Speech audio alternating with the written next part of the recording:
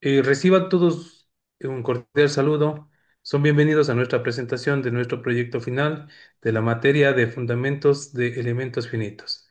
Esta materia está dada en la maestría de la carrera de Ingeniería Mecánica de la Universidad Politécnica Salesiana del Ecuador. La materia es impartida por el doctor José Andrés Alvarado Contreras.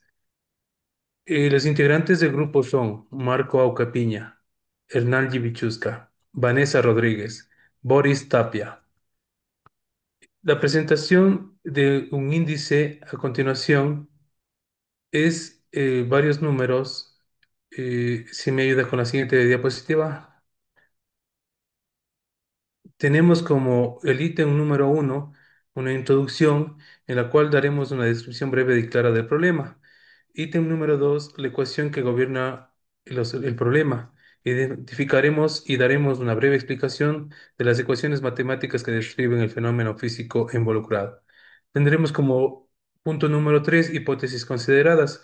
Explicaremos las suposiciones o simplificaciones realizadas para el modelo. Como punto número 4 tenemos parámetros de propiedades del modelo. Presentaremos los parámetros utilizados y justificaremos los mismos. Presentaremos como punto número 5 la geometría que vamos a modelar.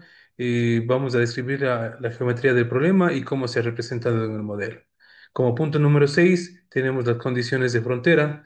Especificaremos las condiciones de frontera aplicadas a este modelo. Como punto número 7 tenemos la descripción detallada del proceso de modelado. En este caso explicaremos paso a paso cómo se ha realizado el modelo utilizado del elemento de los elementos finitos. Resultados obtenidos. Presentaremos los resultados obtenidos del modelo y su interpretación. Tenemos como punto número 9 las conclusiones, las cuales serán resumidas, las principales conclusiones obtenidas a partir de los estudios del problema y su modelado. Como siguiente punto tenemos la introducción. Eh, Tenemos esta introducción al problema con una pequeña descripción, el cual es el presentar el trabajo que consiste en el análisis de una estructura reticulada plana conformada por 8 nodos y 14 varas, la cual está sometida a cargas externas puntuales y en condiciones de apoyo que restringen parcialmente los desplazamientos. Como relevancia del proyecto tenemos que le damos mucha relevancia a esto debido a que el proyecto está relacionado con el estudio de armaduras y pórticos. Esto es fundamental ya que en el diseño de estructuras metálicas que se utiliza en el día a día de nuestras profesiones es utilizado para temas de edificaciones, cubiertas y puentes.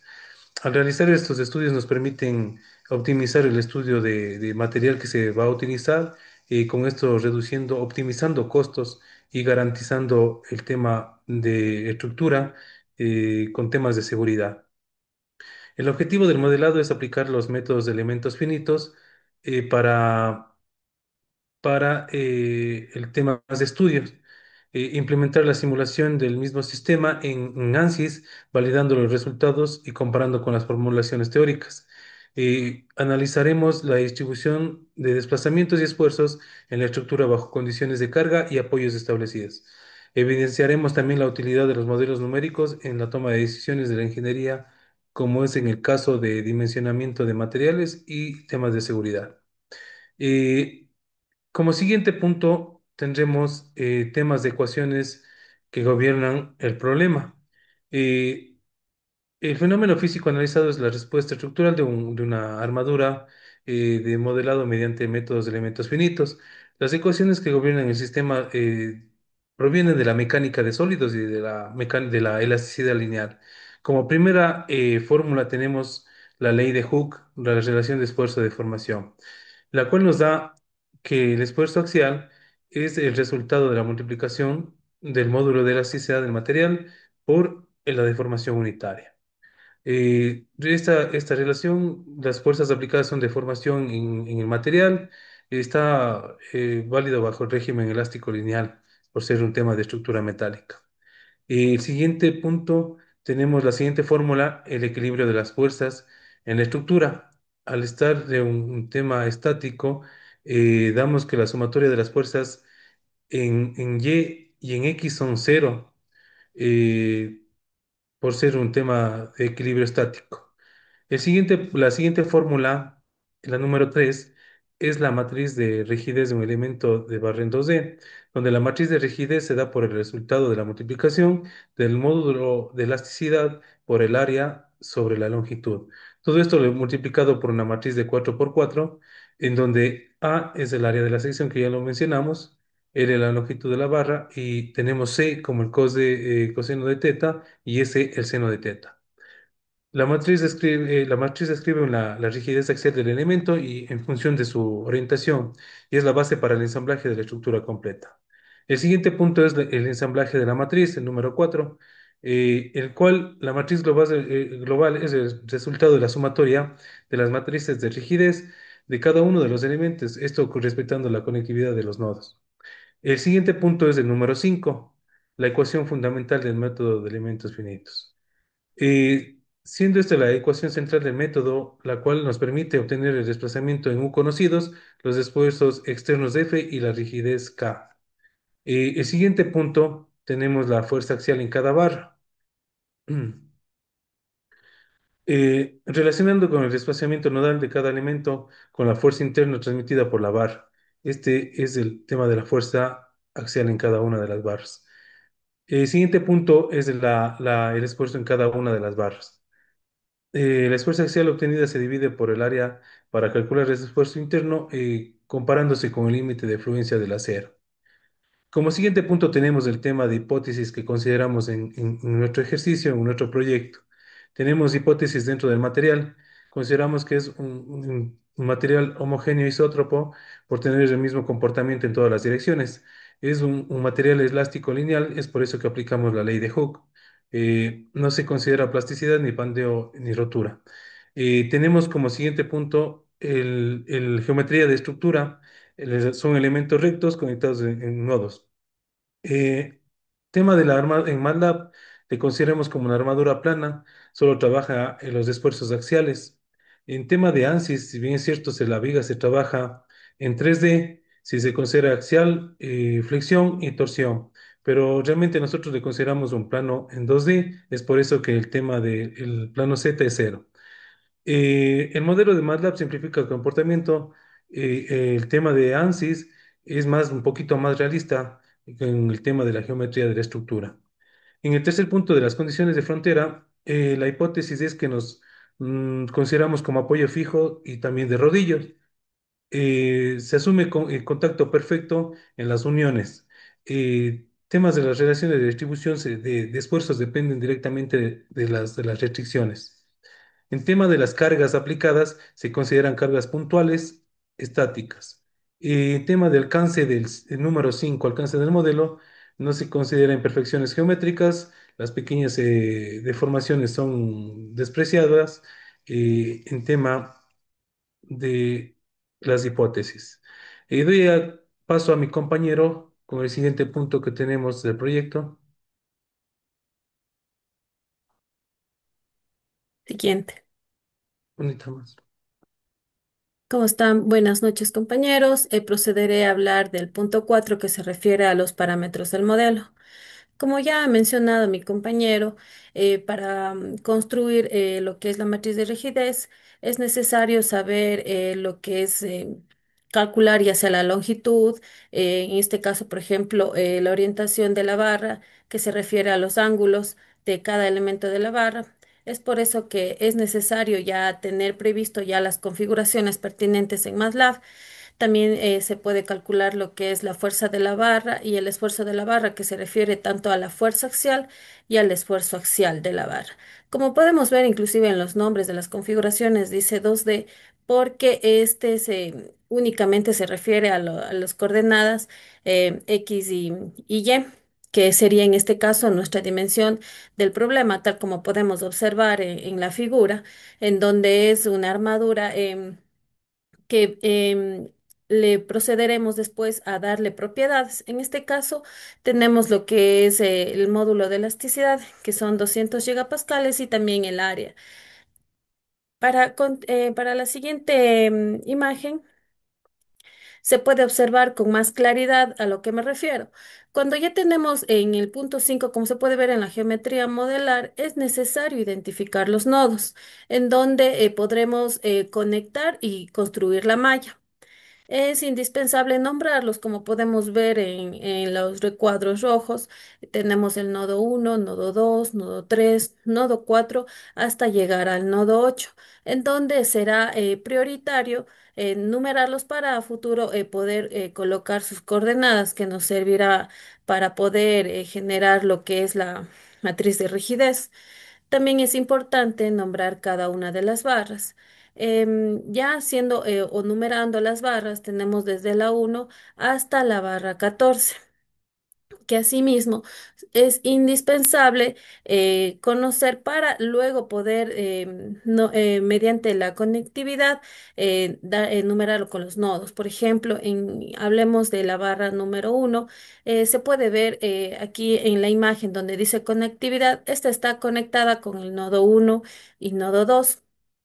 Luego que ya hemos numerado cada una de las barras y cada uno de los nodos, esto nos va a servir para, por ejemplo, colocar las fuerzas externas. Como se puede ver en la imagen inferior, por ejemplo, tenemos el nodo uno, en donde ya está impuesto, por ejemplo, que sea un punto fijo, en donde vamos a poder ver que los grados de libertad va a ser o el movimiento va a ser cero cero.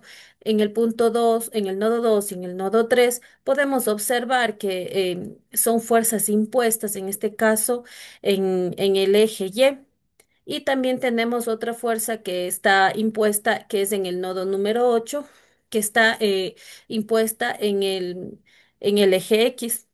También se puede observar y está denotado de color amarillo, tenemos los nodos 4 y 5 en donde están los movimientos restringidos. ¿Por qué? Porque están colocados rodillos. Entonces, al nosotros conocer ya las fuerzas impuestas, esto nos va a servir para nosotros también ver o conocer lo que también son los grados de libertad. Anteriormente se había mencionado el docente que para nosotros conocer los grados de libertad es indispensable conocer el número de nodos. Como ya había mencionado, son 8 nodos, y también habíamos mencionado con anterioridad que la dimensión del problema es 2D.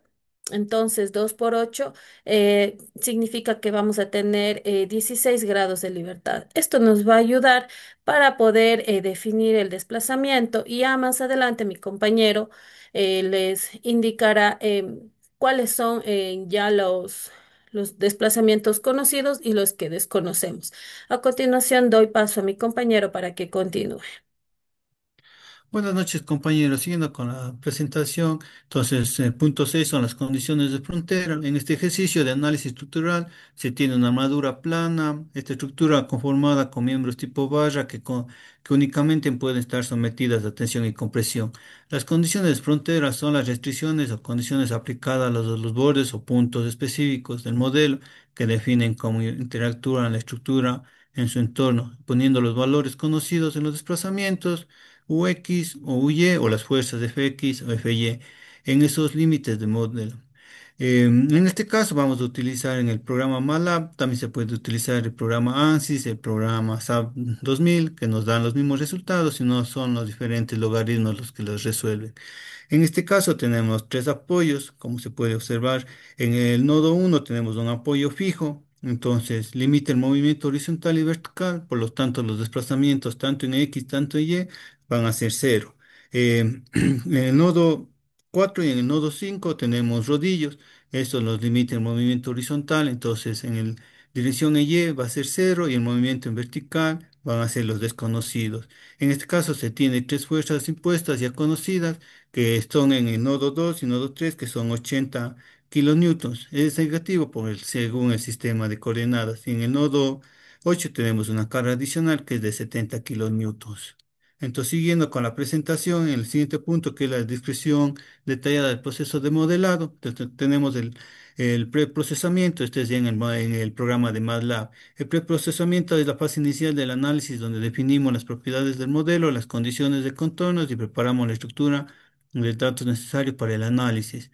El problema ha identificado los nodos. Se trata de una estructura con un módulo de elasticidad de 200 gigapascales y un área de 8,5 centímetros cuadrados, como comentó la compañera, para cada uno de los miembros, con el apoyo fijo, apoyo de rodillos y las fuerzas aplicadas. Primero se enumeran las barras, así como se tienen numerados los nodos. La numeración de las barras y nodos no tiene nada que ver con los resultados que vamos a obtener. Se pueden numerar bajo cualquier criterio, siempre y cuando se siga un orden lógico. Una vez definidos los miembros, se procede a recoger la información al establecer el nodo lejano o cercano. No tiene que seguir un orden específico. El orden es para no equivocarnos. Al obtener todos los datos, la dirección no tiene por qué alterar los resultados que vamos a obtener en nuestro análisis. El sistema de coordenadas globales X y está impuesto en el nodo uno. En este caso sería el punto 00, y se definen las coordenadas nodales en cada uno de los nodos que están compuestas nuestra estructura. En el preprocesamiento estamos definiendo la geometría de nuestro problema a partir de las coordenadas nodales. El programa va a identificar cada una de las barras de acuerdo a las coordenadas, teniendo cada uno de los elementos que se conectan con su respectivo nodo, y obtenemos el número de barras que conforman nuestra estructura. Cada una de las barras tiene su sistema de coordenadas local. Hay que tener en cuenta que se debe tener mucho cuidado en las unidades que vamos a trabajar, porque MATLAB no permite ingresar las unidades y para obtener los resultados correctos con las unidades correctas. Entonces comenzamos con la tabla de conectividad que tenemos aquí. Tenemos los números de elementos. En este caso son las barras. Tenemos 14, y los contactos de los nodos. Como se puede observar en la barra uno tenemos el contacto en el nodo, en la barra uno tenemos un nodo uno y nodo 2. Para MATLAB que le reconozca, nodo uno va a ser nodo I, nodo 2 va a ser nodo J. El sistema de coordenadas locales está en la dirección X en el nodo uno. Es para obtener la orientación de la barra. Los ángulos θ es igual a cero, como se puede observar. Y si tenemos de referencia la barra 5 y cogemos del nodo uno al 6, entonces el ángulo θ nos va a ser igual a 45. Y así obtenemos para cada uno de las barras su longitud y su ángulo correspondiente. Después necesitamos lo que es la tabla de coordenadas globales. Tenemos número de nodos, son los 8 nodos y las coordenadas. Como se puede observar, nodo uno coordenada 0, 0, nodo 2 coordenada 10, 0, así respectivamente. Con la tabla del el programa va a definir algunos de los parámetros que se necesitan. La información que se toma de estas tablas son: la siguiente diapositiva podemos observar que tenemos la tabla de conectividad. Tenemos una matriz de 14 por 2. 14 corresponde al número de elementos que tenemos en la estructura. 2 corresponde al número de nodos por elementos. Y en la tabla de coordenadas nodales tenemos la matriz de 8 por 2. 8 corresponde al número de nodos, 2 corresponde a la dimensión del problema. En este caso tenemos dos dimensiones, o sea, dos coordenadas. Y así comenzamos con el programa. Hacemos la iniciación de los valores de desplazamiento, iniciación de vectores de fuerza, matriz de fuerzas globales para imponer los que son los datos que tenemos. Pero primero procedemos con un paso importante, que es de nombrar e identificar los grados de libertad. Definir los grados de libertad va a ser igual al número de nodos por la dimensión del problema. En este caso, número de nodos 8, dimensión del problema 2, entonces vamos a tener 16 grados de libertad. Para cada uno de los nodos tendríamos 2 grados de libertad, uno en desplazamiento en UX y otro en desplazamiento en UY. Identificamos los grados de libertad libres y los grados de libertad apoyados. En el nodo uno vamos a hacer un conocimiento. UX va a ser U1, UY va a ser U2. En el nodo 2 UX va a ser U3, UY va a ser U4. Así obtenemos los 16 grados de libertad de cada nodo. En los grados de libertad libre, los desplazamientos son desconocidos. En los grados de libertad apoyado, los desplazamientos dependen del apoyo, si es fijo o es móvil. Entonces, y ahí obtenemos de vectores de desplazamientos globales. Tendríamos un vector de U de 16 componentes de desplazamientos. Para cada uno de los nodos se define cuáles se conocen, cuáles son desconocidos, dependiendo de las condiciones de sujeción. Obtenemos la matriz de desplazamiento, donde UA va a ser desplazamiento e incógnitos por definir, y UC va a ser desplazamientos de impuestos datos. Obtenemos el vector de fuerzas nodales globales, el vector de fuerzas F de 16 componentes. La fuerza de cada uno de los nodos se define cuáles se conocen y cuáles son desconocidos dependiendo de las condiciones de frontera.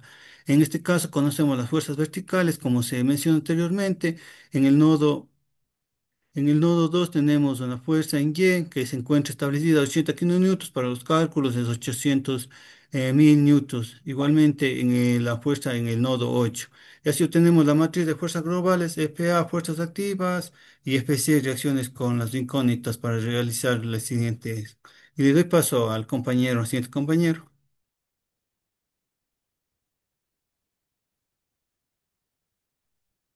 Buenas noches con todos. Yo expondré el capítulo de resultados. Para procesar las matrices de rigidez se tiene como primer punto el cálculo de la longitud de las barras, basándonos en las coordenadas del punto inicial hasta el punto final, es decir, desde el punto I hasta el punto J. Ya teniendo los valores de la longitud, se procede al cálculo de los ángulos y como se obtiene, pues básicamente vamos a tener 14 ángulos de acuerdo al número de nodos. Como último paso, damos la inicialización a la matriz de rigidez global. En el sistema normal se pasa a un sistema global o matriz global de rigidez. Para eso, para esa forma, vamos a aplicar la fórmula de fuerza, que es igual a matriz de rigidez por desplazamiento.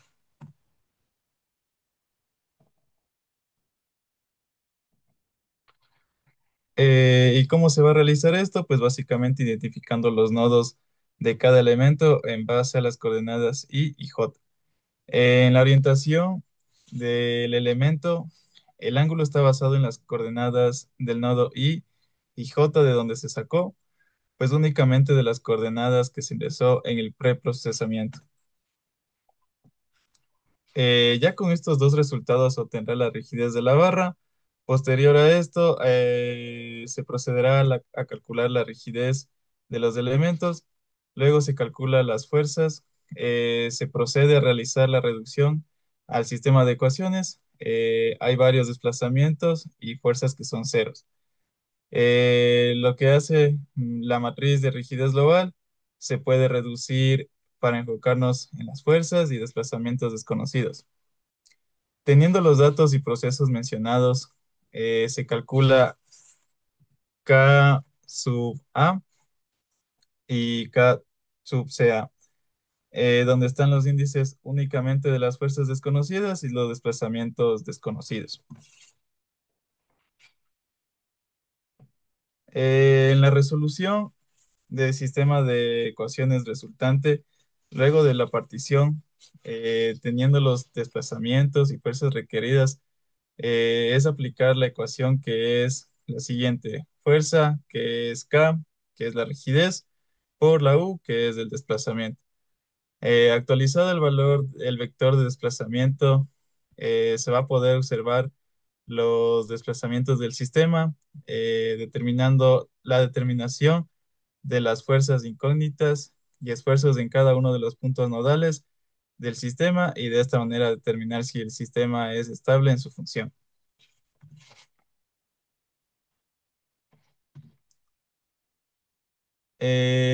Bueno, como se había mencionado anteriormente, también se realizó en ANSYS la simulación de esta estructura. Eh, Como pueden observar en las imágenes, en la deformación máxima fue de 1,92 milímetros, lo cual es aceptable para el diseño. La barra más crítica soporta una fuerza axial de aproximadamente 1,436 por 10 a la quinta newtons. Estos valores son muy similares a los obtenidos en MATLAB, confirmando que el modelo matemático y la simulación computacional son consistentes. Con esto se valida el correcto planteamiento del problema y la fiabilidad del análisis. En los resultados de esfuerzo combinado, el valor máximo fue de a 10 megapascales y el mínimo fue de 7 megapascales. Se observan los mayores esfuerzos que se concentran en las barras centrales y diagonales, lo cual es coherente con el camino de transmisión de cargas. El hecho de que los esfuerzos estén bien distribuidos y dentro del rango esperado refuerza que el mallado y las condiciones de frontera fueron correctamente planteados. Eh, Voy a proceder con el capítulo de conclusiones.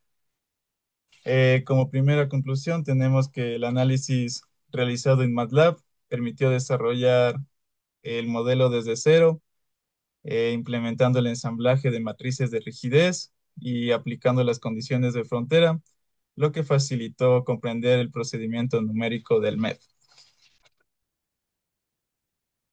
Los resultados obtenidos en ANSYS mostraron coherencia con los de MATLAB, especialmente en las fuerzas axiales, validando el correcto planteamiento del problema. Otra conclusión también que se pudo encontrar, que se comprobó en MATLAB, la suma de fuerzas cercana a cero, garantizando el cumplimiento del equilibrio estático. En cuanto en ANSYS, las reacciones de apoyo confirmaron la misma condición de estabilidad. Como última conclusión, el desarrollo del análisis en las dos plataformas permitió que no solo se puede verificar los resultados, sino también comprender la influencia de los supuestos, el mallado y las herramientas computacionales en el comportamiento estructural. Bueno, este es nuestro proyecto. Lo doy por finalizado. Muchas gracias.